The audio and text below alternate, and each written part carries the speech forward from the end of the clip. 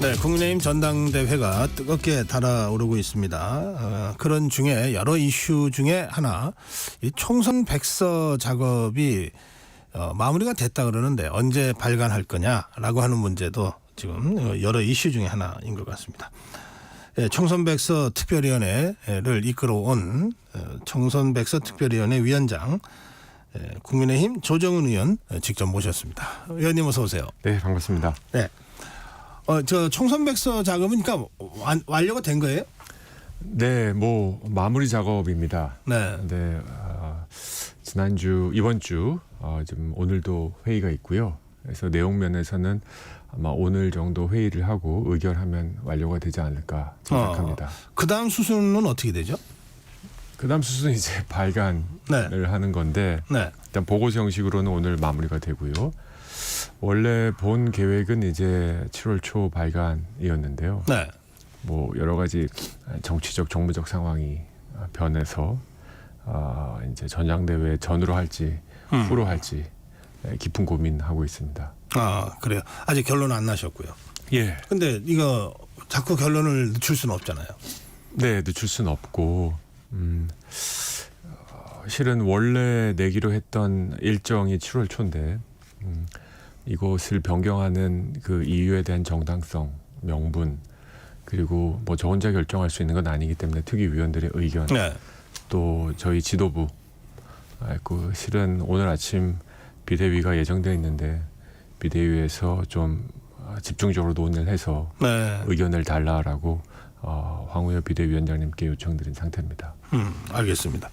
근데 이제 보도에 보면 보도에 따르면 나경원, 윤상현, 원희룡 세 후보는 즉각 공개하자. 최대한 빨리 공개해서 그 내용이 전대에 반영되도록 하자.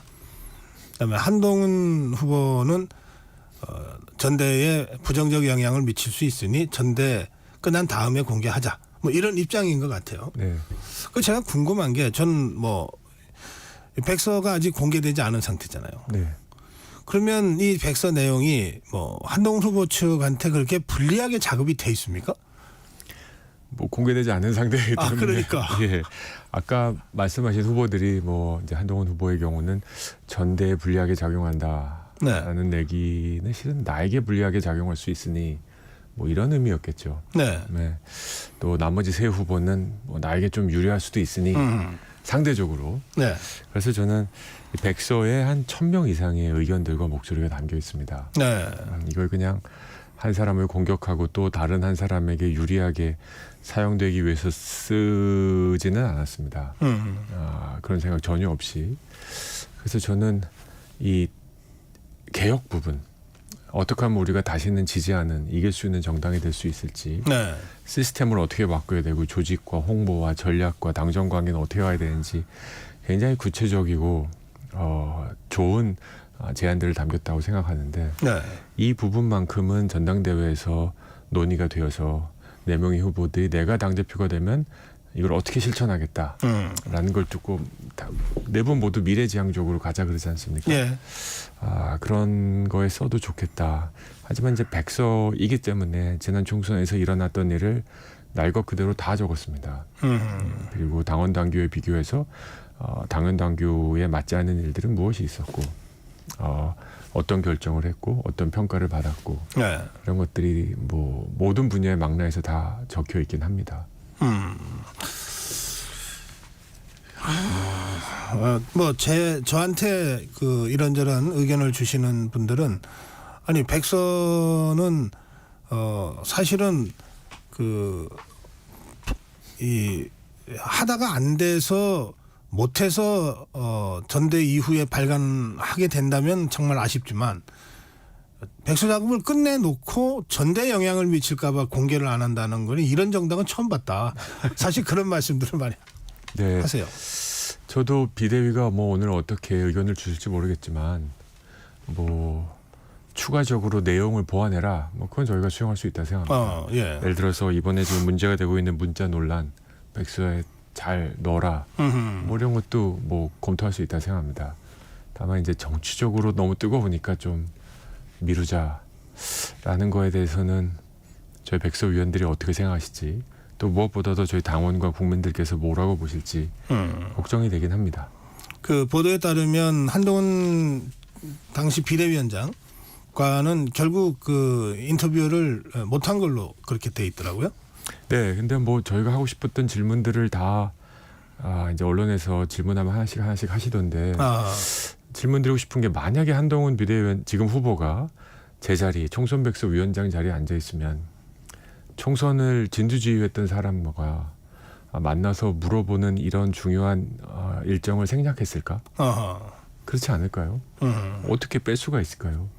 책임은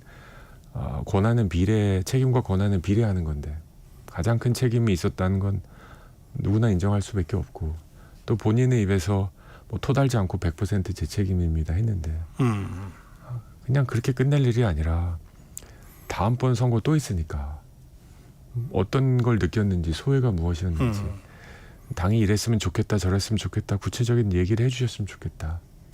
이게 뭐 조사하려고 하는 것도 아니고요. 이런 선의를 좀 받아주셨으면 좋겠는데 자꾸 정치적 의도가 있는 거 아니냐라고 하시는데 왜 그렇게 생각하시는지 잘 모르겠습니다. 네. 처음에 이 백서위원장을 맡을 사람들이 별로 없었습니까? 네, 저희는 뭐 백서를 써야 된다라고 주장하셨던 건 의원총회에서 당선자였죠 그때 신분. 네. 당선자총회에서 여러 의견들이 나왔고요. 예. 그때 아마 윤재옥 비대위, 윤재옥 원내대표 또는 이제 그때 비대위원장이셨죠.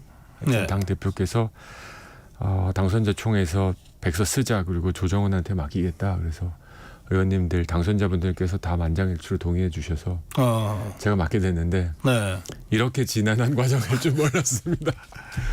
그래서 이 백서위원장을 맡고 나서 네. 그 이런저런 그 공격도 받고 그래서 사실 근데 그 당대표 출마 생각은 혹시 진짜 있었습니까? 아닙니다. 예. 뭐 저는 신입사원으로서 제가 이 백서에 욕심이 조금 냈다면 진짜로 너무 간신의 차로 마포에서 이겼기 때문에 네. 정말 위기감이 들었습니다. 아무리 개인기가 뛰어나도 속속들이 다 지는구나. 두 번째는 당을 좀 알고 싶다. 속속들이 좀 알고 싶다. 제가 욕심이 있었다면 그런 두 가지 욕심이 있었고요. 저는 정치는 굉장히 복잡계라고 생각합니다.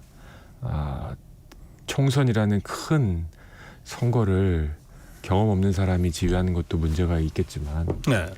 이 중요한 시점에 당에 대해서 깊이 이해하지 못한 분이 또 당을 이끈다. 이거에 대해서도 저는 굉장히 큰 부담이 있었기 때문에 네. 그건 아니었고요. 그럼에도 불구하고 뭐 여러 가지 논란이 저의 책임이 없냐 뭐 그런 말씀드리지 않겠습니다. 그래요. 그래서 사실은 당대표 출마 생각을 해본 적도 없는데 어쨌든 불출마 선언까지 하게 됐어요. 그렇습니다. 제가 제일 싫어하는 불출마 선언. 그렇게 해서 이제 백서 작업을 여기까지 해갖고 왔는데 어쨌든 당에서 비대위 차원에서 좀 올바른 결정이 내려져서 하루라도 빨리 그 내용이 공개되고 건강한 토론을 통해서 전대의 어떤 형태로든 좀 투사되고 수렴됐으면 여기서 한 가지 분명하게 말씀드린 건 비대위에서 시점은 정할 수 있지만 많은 분들이 이제 전당대회 이후의 내용이 뭐 막히는 거 아니냐 뭐 보고서 내용에 대해서는 1.1획도 양보할 생각이 없습니다. 예. 전당은 비대위 다음 들어선 지도부에서 만약에 수정을 요구하면 전 그냥 이 자리에 나와서 다 공개하겠습니다. 내용에 대해서는 양보할 생각이 없습니다. 알겠습니다. 그 지금 전대 그 아주 뜨거운 이슈가 돼버린 그 김건희 여사 문자 그리고 무시 그 경위 있잖아요. 이것도 백서에 혹시 들어가 있습니까? 솔직히 고백하면 저는 이 사실을 인지하지 못하고 있었습니다. 뭐 저희가 수사하는 건 아니니까. 네. 근데 이런 저는 굉장히 중요한 변곡점이었다고 생각되고요. 네. 만에 하나 백서가 미뤄진다면 반드시 넣어야 되지 않을까 싶습니다. 그리고 이 문제에 대해서 왜 이걸 이렇게 처리했을까? 뭐 여러 가지 한동훈 위원장의 뭐 해석, 입장, 변명들이 나오고 있는데 저는 두 가지 면에서 굉장히 아쉽다. 이거는 저희가 굉장히 수세에 몰렸었지 않습니까? 총선 내내. 예. 수세를 공세로 전환할 수 있는 굉장히 중요한 계기였다. 네. 이거에 대해서 국민 여러분들께서 납득할 수 있는 해명이 받아들여지면 다른 여러 이슈, 뭐 황상무 이슈, 이종섭 장관 이슈, 여러 이슈들에 대해서 사과하고 또 우리가 집권 여당으로서 갖고 있었던 집권 여당의 프리미엄을 살린 공약들로 국면 전환을 할 수 있었는데 이걸 놓쳤고 두 번째는 이렇게 중요한 결정을 왜 혼자 하셨을까? 일부 뭐 정치 평론가들과 상의했을 수는 있으리라 짐작합니다만 그분들은 아무리 좋게 봐도 비선이지 않습니까? 비대위가 있었고 비대위라는 구성이 뭐 그냥 거수기가 아니고 꿔다 놓는 보리짝이 아니라면 저는 문 닫고 비대위원들과 논의했었어야 됩니다. 네. 주변에서 만류했다라는 정보를 갖고 있었다. 그럼에도 불구하고 제가 만약에 그 자리에 앉아 있었으면 저 그 끝까지 살립니다. 저 끝까지 살려서 여사의 이런 의지가 있는데 누가 반대하냐. 한 명씩 찾아가서 설득합니다. 왜 반대하는 게 맞다고 생각하느냐. 이건 국민들 보기에 기준에 맞지 않다. 따라서 이거는 어떻게든 정리하고 넘어가고 여사께서도 내가 알기로는 그 사과할 의지가 있는 걸로 알고 있다. 누가 반대하냐. 내가 직접 설득하겠다. 이걸 만약에 이뤄내셨다면 네. 저는 진짜 총선 결과가 달랐을 거라 봅니다. 한 20석 말씀도 하시는 것 같은데요. 예, 제가 이번에 봤더니 저처럼 599표 이런 종이 한 장을 넘어서 한 5% 내외로 진 지역이 너무 많아요. 아하. 그런 분들 지금 생각하실 겁니다. 여기서 국면만 전환됐으면 고향의 몇 석, 용인의 몇 석, 서울의 여러 자리 너무 아쉽습니다. 네, 그래요. 하여튼 이제 이 과정에서 김건희 여사가 보낸 문자 중에 한동훈 위원장한테 오해하지 말라고 보낸 부분에 뭐 댓글팀을 운영해서 공격하는 것처럼 오해하실 것 같아서 하면서 이제 한 부분이 있어요. 그건 댓글팀 얘기가 아니었는데 어쨌든 댓글팀이라는 단어가 나오면서 더불어민주당 쪽에서 이걸 가지고 이제 막 공격을 해 들어오거든요. 예, 그래서 이제 이런 사례에서 보듯이 이 문자 논란이 결과적으로 야권에 좀 먹잇감이 되고 있는 것 아니냐 이런 이 보수 진영의 걱정도 좀 있어요. 예, 그런 걱정도 충분히 저는 납득할 만하다 싶습니다. 예. 그리고 실은 문자 논란이 나왔을 때 이건 누가 이걸 공개했는지 이거는 적지 않은 책임을 져야 된다 생각하고요. 네. 다만 이거를 받았을 때 한동훈 위원장답지 않게 좀 납득하기 어려운 설명으로 좀 이걸 키운 면이 있다. 아하. 저는 깔끔하게 이거 받은 거 사실이고 답변하지 않았고 이랬다. 근데 돌아보면 좀 아쉬운 면이 있다. 다시 돌아가면 좀 적극적으로 대응했을 것 같다. 사과드린다. 넘어가면 됐을 거라 생각합니다. 또 민주당도 이런 말 할 자격이 없는 게 또 댓글팀 하면 또 민주당이 원조 아닙니까? 예. 댓글팀 대선 때 꼭 유죄 판결까지 받지 않았습니까? 네. 그래서 이런 말 할 때는 아닌 것 같고요. 하여튼 좌표 찍고 공격하는 행위 그리고 댓글로 일반 여론을 호도하는 행위는 진영에 상관없이 비판받아 마땅합니다. 이게 TV 토론에서 이제 전당대회가 너무 딱딱하고 이제 거칠게만 가면 좀 재미도 없고 하니까 좀 쉬어가는 코너로 이제 이런 OX도 하고 물어보고 그래요. 넌센스 퀴즈 같은. 제 얘기하시려고 그러죠? 예. 한동훈 후보가 이제 무인도에서 함께 살아야 한다면 이철규, 조정은 누구 선택하겠냐. 한동훈의 답변은 이철규 고르겠다. 조정훈도 따라올 거다. 이랬되는데. 예, 저도 첫 번째 전당대회 토론회라 관심 있게 봤습니다. 네. 다들 말들 잘하시더라고요. 그리고 역시 한동훈 후보는 말이 굉장히 빠르고 또 한동훈 후보답게 말이 빠르고 속도 있게 그리고 또 가볍다 이런 생각을 했습니다. 경쾌하다, 가볍다. 여러 가지 의미로 가볍다. 예. 예. 또 OX 퀴즈 봤을 때 저 이거 벌칙 게임이라고 생각했거든요. 네, 벌칙 게임 아시죠? 그래서 누가 더 벌을 받을래 이거였는데 이철규 의원께서 벌을 받으신 것 같아서 좀 죄송한 마음이 있습니다. 한 위원장 입장에서도 손방망이로 맞을래, 나무방망이로 맞을래, 손방망이로 맞으시겠죠? 이게 이제 종편이 출연한 이후에 한 10년 됐습니다만 정치가 예능화된 측면들이 좀 있어서. 있죠. 근데 이제 특히 후보 토론의 경우에 이제 이런 식으로 질문 들어오면 후보들 입장에서 이걸 안 한다 그럴 수도 없고 뭔가 하여튼 양자택일을 강요받는 상황이 돼버리고 네. 참 곤혹스럽겠어요. 진실 게임 또 벌칙 게임. 국민 여러분들이 유권자 여러분들이 이걸 좋아하시니까 어떡할 수는 없지만 그래서 솔직하게 자기 생각들을 말하는 게 필요하다고 생각하고요. 예. 저에게도 그런 질문이 올 때가 있겠죠. 어떻게 답변해야 될지 한번 생각해보는 시간이었습니다. 예, 해병대 특검법 윤석열 대통령이 지금 제2요구권 발동한 상태입니다. 뭐 재표결을 할 건데 어떻게 전망하십니까? 재표결할 건데요. 저는 최상병 특검을 추진하자라고 하는 한동훈 후보의 주장 이걸 지지하는 여러 캠프의 분들을 도저히 이해할 수가 없습니다. 이 부분에 대해서는 뭐 제가 누구를 특정 후보를 지지한다 이걸 별개로 이슈에 대해서는 동의할 수 없습니다. 네. 두세 가지 의미가 있는데 그렇다면 지금 저희가 반대하는 사람들은 문제에 대한 이해를 하지 못하든지 아니면 이걸 정치적으로 막고 있다라는 결론 맺게 되지 않습니다. 저는 어제도 뭐 공수처에서 여러 가지 새로운 사실들이 나오고 뉴스에 나왔지 않습니까? 네. 저는 억울한 장병의 죽음에 대한 책임 확인, 그다음에 제도 보완, 책임자 처벌 다 동의합니다. 네. 근데 어떤 방법이 그 목적을 달성할 수 있느냐? 검찰 수사와 공수처 수사를 지켜보는 게 맞다고 생각합니다. 네. 그 특검법이 통과되면 아시는 대로 공수처 수사가 즉시 중단됩니다. 네. 모든 자료가 특검으로 이첩돼야 되고 이 과정에 두세 달 걸립니다. 왜 이걸 막아야 됩니까? 왜 두세 달 쉬어야 됩니까? 저는 공수처가 하고는 저는 법사위에서 정청래 위원장이 공수처장 한번 불러서 물어봤으면 좋겠어요. 본인도 수사 못하겠으니 특검에 넘기는 게 맞다고 생각하느냐? 아니면 시간이나 예산 좀 주면 수사할 수 있다고 생각하느냐? 공수처 민주당이 만든 기관 아닙니까? 민주당이 애용하는 가장 사랑하는 국가기관 중에 하나 아닙니까 지금? 근데 그 기관에서 진짜 진력을 다해서 수사하고 있는데 왜 이걸 못한다고 막습니까? 필리버스터 할 때 민주당 의원 몇 분이 얘기했는데 공수처도 이 수사는 못한다고 어느 정도 인정한 거 아니냐? 이런 말씀하시는데 그럼 공수처는 뭘 할 수 있습니까? 이런 거 못하면 뭘 할 수 있는 기관입니까? 네. 사소한 수사만 하는 기관 뭐 이런 뜻입니까? 저는 앞뒤 논리가 맞지 않고요.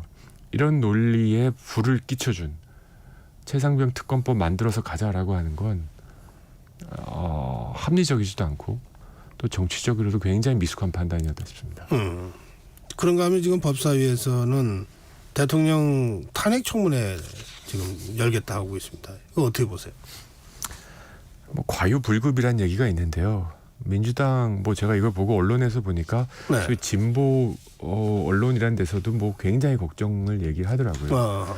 이거 만약에 열리면 반드시 역풍 붑니다. 뭐 문재인 대통령도 뭐 탄핵 청원 있었지 않습니까? 한 번도 있어보지 않은 제도를 이렇게 일방적으로 대통령 부인과 대통령의 장모님을 증인 소환하고 지금 일방적으로 몰아붙이겠다라는 거고 뭐 창피 주기 하겠다는 건데요. 우리 국민들 그렇게 바보도 아니다. 네. 반드시 역풍 맞을 거다. 근데 지금 민주당은 며칠 전에 방망이 두드렸기 때문에 이걸 다시 소환하는 방법을 모를 겁니다. 어떻게 해서든지 할 수밖에 없는 상황이 될 텐데요. 이거는 가보십시오. 그 결과가 어떻게 나올지. 그래요. 조정은 의원은 법사위 간사 맡아달라는 제안을 거절했다고 지금 알려졌어요.